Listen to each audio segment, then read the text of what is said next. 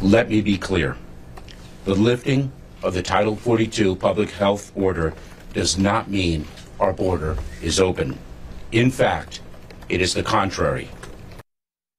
Still, the sheer number of migrants crossing could be staggering. Preparations along the border underway as the countdown to the end of Title 42 continues. Tonight, we have team coverage from the border. John Paul Barajas in Del Rio tonight. Jonathan Cotto standing by in Eagle Pass.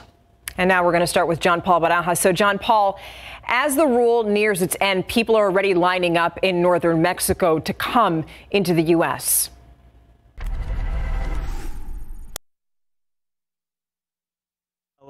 There's already about 29,800 potential crossers, not just in Mexico, but in or around the Del Rio sector, and that most likely they'll be coming in here, Del Rio, Laredo, or Eagle Pass. All of this as there's already been said to be 150 or more than 150,000 migrants across northern Mexico in either shelters or all along the street as Title 42 nears its end.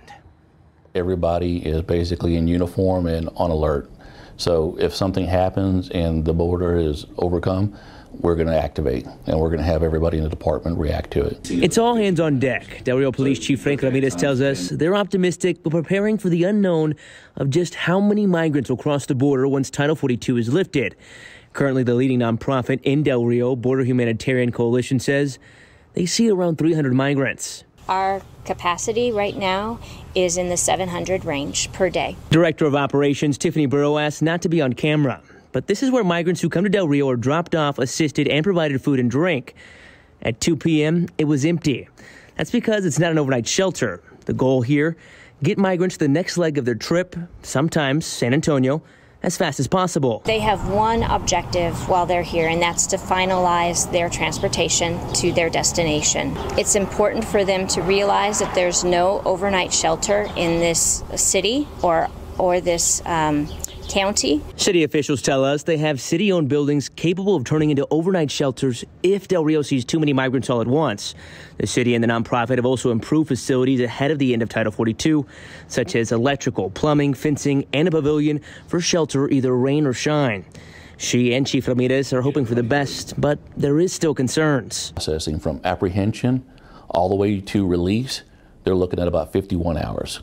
So they're trying to shorten that the best they can, but still 51 hours is still a pretty good amount of time for each person.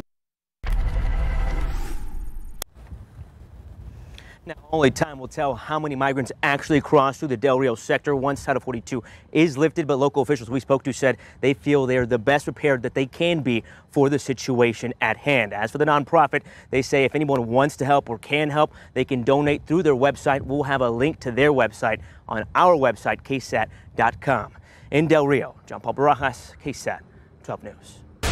John Paul, thank you. And now we're going to go to Eagle Pass. It's one of the busiest areas where people come in through Mexico. Yeah, that is where we find our Jonathan Cotto, who is joining us live. Jonathan, a lot of talk about cooperation between the two countries of Mexico and the United States. What does the situation there look like as Title 42 is set to come to a close in a matter of hours? That's right, Stephen. It's important to mention Eagle Pass has not declared a state of emergency like other border cities have, but this community has experienced huge waves of migrants seeking to get into the U.S. within the last year and anticipate the end of Title 42 will have a significant impact. Now, right behind me is one of many National Guard units that have been set in place to keep a watch on the migrant situation. Now, we also had an opportunity to speak with Mission Border Hope. That's a local nonprofit organization that serves as a migrant resource center, as well as landowners who say they're concerned with the end of Title 42 and the impact it will have on them as well. When migrants arrive here, they are provided with meals. They are able to make phone calls. The center provides translators and also provides travel options in order for migrants to get to their destinations. Now, this center typically stays pretty busy, but now at the end of Title 42, it's gearing up for an increase in those seeking asylum. We had a chance to speak with the executive director of Mission Border Hope, Valeria Wheeler, and although she was not able to speak on camera, says they are preparing to serve people in a safe and orderly manner. She says Border Patrol has been dropping off up to 400 migrants a day.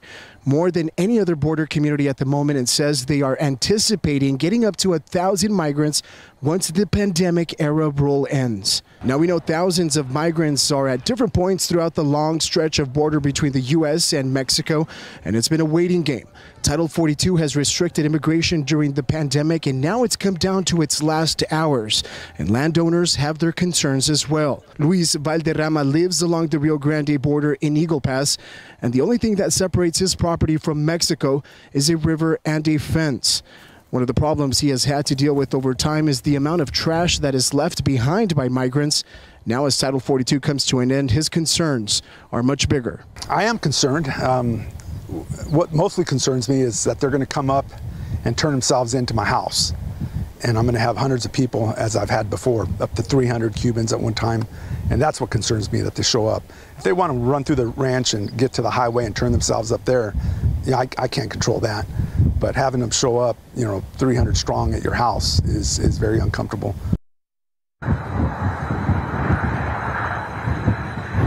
Now we're learning Piedras Negras as well as Eagle Pass leadership met up in a binational meeting with Mexico in an effort of organizing and planning a unified response as Title End lives out its last hours. Reporting live in Eagle Pass, Jonathan Cotto, KSAT 12 News.